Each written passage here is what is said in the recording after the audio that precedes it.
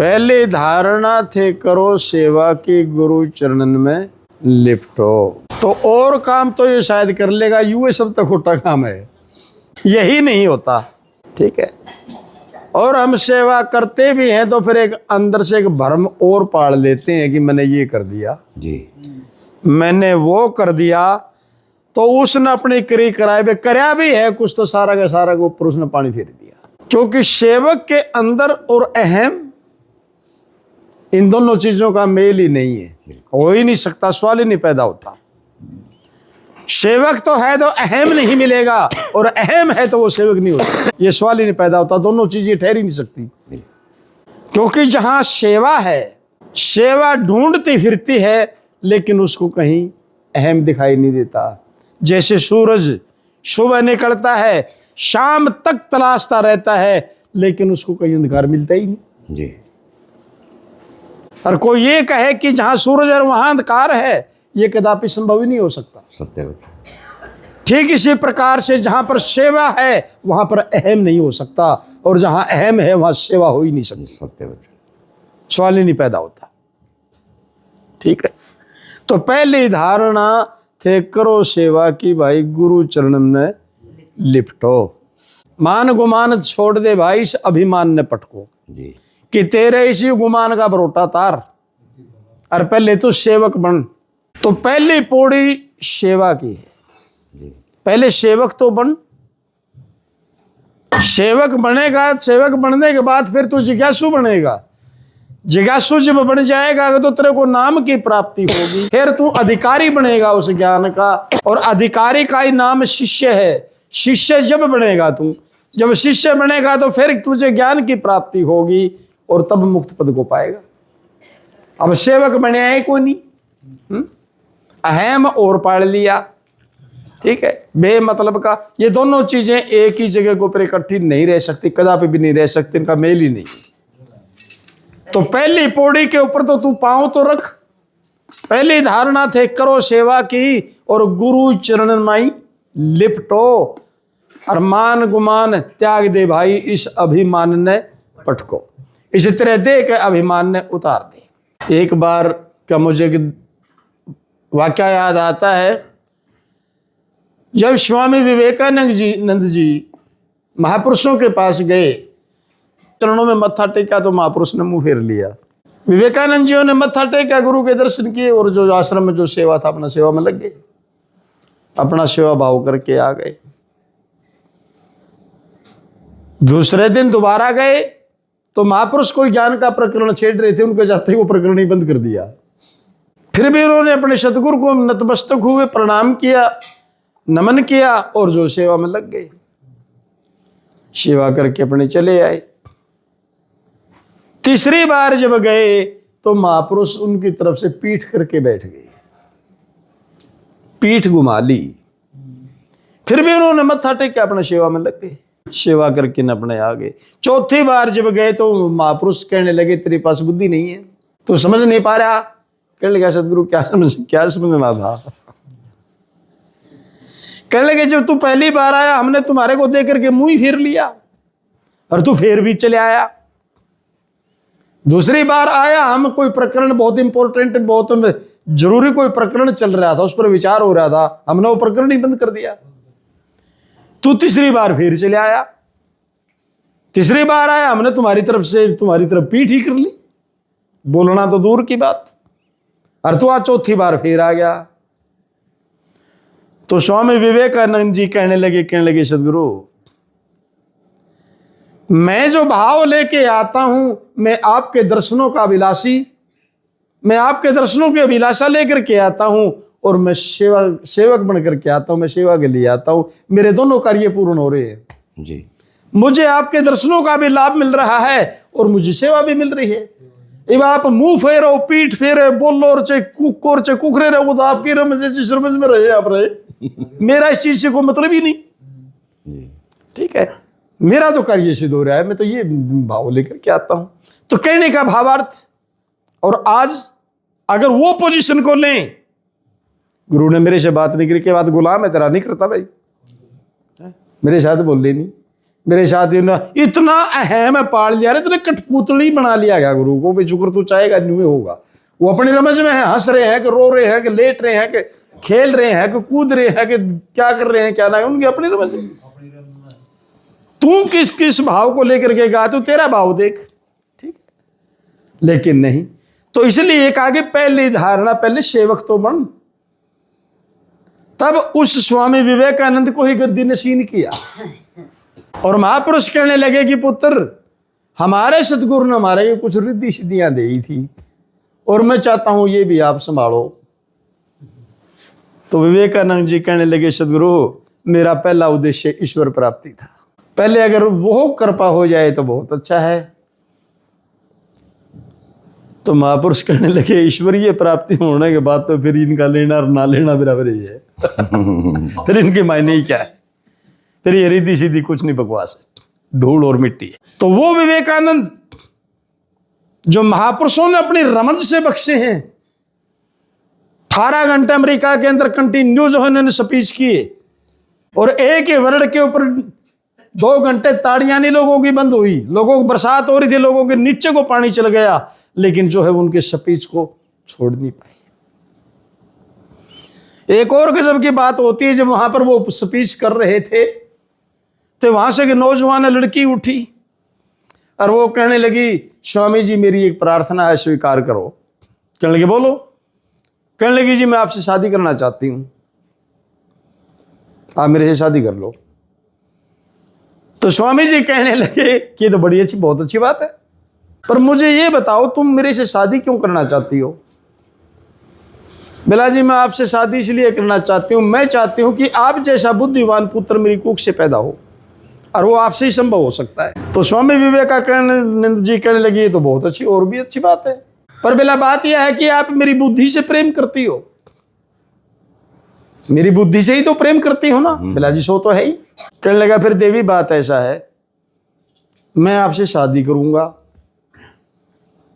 2-4 साल में कोई संतान पैदा हो, ये भी कोई गारंटी नहीं कि लड़का हो कि लड़की हो, और फिर ये भी कोई गारंटी नहीं कि वो मेरे जैसा बुद्धिमान हो। आपकी इस समस्या का समाधान तो होया ही पड़ा 1 मिनट में ही। बिला जी बोल लो, बिला आपको बुद्धिमान पुत्र चाहिए, बिला तू मेरे को बेटा है मान ले, मेरे को आप जैसी मां मिल जाएगी, आपको बुद्धिमान पुत्र मिल जाएगा, फैसला हुआ। ठीक है, इसका नाम विवेक है। ये है वो धीरज रूपी हथियार जिससे खतरनाक से खतरनाक शस्त्र को काट दिया जाता है। ठीक है, लेकिन हम तो अहम पाल करके खड़े हो गए कुछ चीजों का, कुछ चीजें हमारे थोड़ी सी महापुरुषों ने बख्श दी कि हम तो पंसारी बन बैठे। कहते हैं ना वो हल्दी की गांठ चूहे को मिलकर पंसारी समझ बैठे अपने आप। तो उस महापुरुष को गद्दी नशीन किया उन्होंने, जिनको मेरा ख्याल आज संपूर्ण भारतवर्ष उस महापुरुष, और छोटी सी उम्र, केवल मेरा ख्याल 29 या 32 साल की उम्र के अंदर उनके शरीर पूरे हो गए थे स्वामी विवेकानंद जियों के। तो ऐसे ऐसे श्रेष्ठ पुरुष जो वो संतों से प्रकट हुए हैं। ठीक है, तो भावार्थ कि पहली धारणा वही है, पहली पौड़ी, पहली धारणा तुम करो सेवा की। पहले सेवकों में तो नाम लिखवा ले अपना कि ये सेवक है, ये करा दो जी, वो करा दो जी। इतने किया क्या है, क्या तुम अपने आप को काबिल समझता है? अगर वो चीज आपको करा दी जाए तो अपना आपको उसको काबिल समझा है? कौन सी कसौटी के ऊपर ने अपने आप को तोला है कि वो आपको करा दिया जाए, उसके काबिल हैं आप? नहीं, मैं ये कहता हूं अगर है काबिलियत आपके अंदर, जो महापुरुष संत जीवादास जी महाराज जो फरमा रहे इन पुड़ियों से गुजरा है, तो आपको ये कहने की नौबत नहीं आएगी कि सदगुरु मेरे को ये करा दो। संत खुद कराएगा। ठीक है, लेकिन जब आप में काबिलियत ही नहीं है यार, कौन सी कसौटी के ऊपर तने अपना आपको टांग करके खराब मान लिया कि मैं काबिल हूं इसके? ऐसा नहीं हो सकता। दूसरी धारणा करो सत्संग की। सत्संग के लाभ क्या है कि संगत हमें अवगुणों से बचाती है जी। संगत हमें भटकाव से बचाती है। भटकाए इस गुरु तक बात ही नहीं जाएगी, संगत संभाल लेगी। संगत के अंदर एक जिज्ञासु अगर भटकता है तो संगत उसको संभाल लेती है, उसको भटकने नहीं देती। वो प्यार होता है संगत का, उसका नाम प्रेम है, उसका नाम संगत है। लेकिन ये उसने न्यू कर दिया, उसकी क्या जरूरत है ना, उसने तो पड़ा रहने दे, उसने न्यू कर दे, उसने वो कर दे। अरे यार क्या है ये? यू के पाड़ बैठे हम, क्या इसी का नाम संगत है? ऐसे सत्संग की धारणा करो जिसके अंदर निरा द्वेष ही द्वेष में गिर रहा है। दूसरी धारणा तुम करो सत्संग की, तब मिले नाम वालो नाम रस गुट को। वो नाम की प्राप्ति जब होगी जब तेरी प्रतीत सत्संग होगी। ठीक है, संगत कर, संगत आपको भटकने नहीं देगी, संगत मार्गदर्शन करेगी आपका। आपके लड़खड़ाते हुए कदमों को संगत संभाल लेगी, भुजा पकड़ करके साम लेगी गिरते हुए को भी है। लेकिन ईसाया परिशिया के संगत मिल गई तो भाई फिर तो नाश खड़ा है। ठीक है, तो दूसरी धारणा थे करो सत्संग की, मिले नाम वालो गुट को, और धर्म कर्म तेरे सब बढ़ जाएंगे, और यू फूटे पाप वालो मटको। पाप वाला मटका मैं पहले ही कह चुका था कि यहां पर आपका शुद्धिकरण हो जाएगा, शुद्ध हो जाओगे। तीसरी धारणा फिर नाम पर आ, जो चढ़े बांस पे नटको। नट जाति एक ऐसी है जिसके आज तक ये दाग नहीं है कि वो कोई ये कहे कि फलाना नट बांस पे तो गिर के मर गया।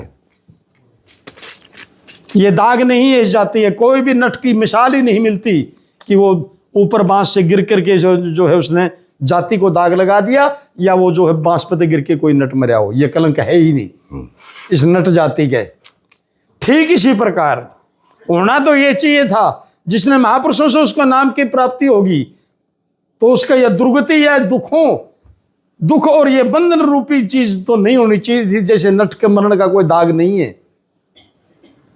और नाम की प्राप्ति लेकर के भी फिर अहंकार रूपी आग, क्रोध रूपी अग्नि, द्वेष की जड़ें उठ रही हैं, और फिर भी हम दुखों को प्राप्त हो रहे हैं।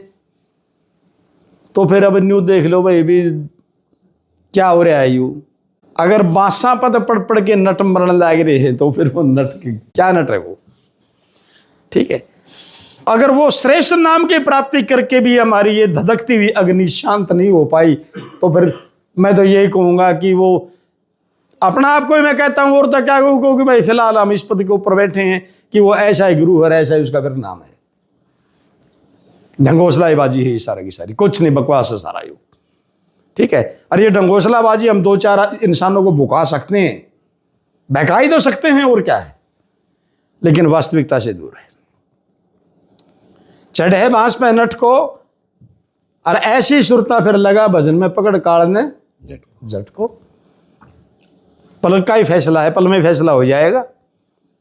हठावृत्ति दे के इसके दे के अहम को फेंक पर डट उस बांस के ऊपर, फिर काल तेरा बिगाड़ ही क्या गया। प्याला पी ले नाम का रखिया कर ले लाल, और फिर पड़ा रहो मैदान में झक मारेगा काल। ठीक है, चौथी धारणा चेतन सावधान रहो। क्यों? क्योंकि ये माया रूपी जो प्रपंच है ये कदम कदम के ऊपर भटकाने वाला है, बांधने वाला है। ये कुछ का कुछ बना करके दिखाती है, भ्रमित करती है। ठीक है, जितना अंधकार होगा उतने भ्रम पैदा होंगे। जितने भी अंधेरे की तरफ जाओगे उतने ही जो है भ्रम बढ़ते ही चले जाएंगे, भ्रमित होती चली जाएगी बुद्धि। ठीक है, तो महापुरुष कहता है सावधान, चेतन हो, होश में आकर के रहो, या देख माया मत अटको।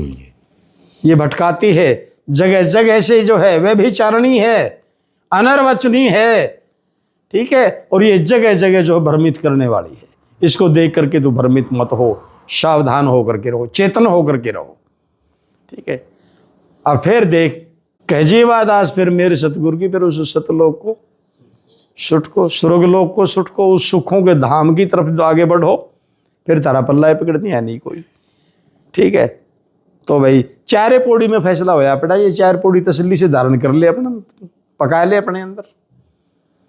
ना किसी तक ना को संत तक में मांगने की जरूरत है, और ना किसी के लिए टक्कर मारने की जरूरत है। अगर तेरे में काबिलियत है, अगर है सुनार पूरा, तो हजारों आभूषणों के अंदर से भी तेरे को निकाल देगा कि ये सोना खरा है। जैसे मैंने दृष्टांत सुना था कि बाबा भरतरी को गोरखनाथ जियों ने कितने गजब का खेल रचा करके, लेकिन उस जंजाल से काट दिया। ठीक है, तो फिर संत से मांगने की जरूरत नहीं, वो पारखी हैं, वो ऐसी बात नहीं, वो परखते हैं, काम है उनका, उनसे मांगने की जरूरत नहीं, वो आप ही देंगे। मिल जाएगा आपको। लेकिन हम सही हैं तो घबराने की जरूरत है, को नहीं मिलेगा, करवा देंगे, ठीक है। अर्जय भाई है ही मारे अपना, आप में खोट तो फिर और तो कहना ठीक नहीं। तो फिर आज मिले इनको कैल मिले भाई, ये अक्सर से तोता रटे जा। एक तोता ने देख के काग ने बोलिया भाई कमाल कर दिया तेरे, तो मालिक तो तेरे जम्मा ही रीझ गया। बोला क्या बात है? अरे बोला इतने रंग, इतने सुंदर रंग दे रखे तेरे को हैं, जो भी देखे वो पत्थर मारा हमने तो उठा के बैठने नहीं दिंदा। तो तनु बोला रहा तू गणा ठीक से, तू गणा ठीक से। बोला वो कैसे? बोला तू पिंजरे में तो कौन, हम पिंजरे में जा के फूका इन रंगाने।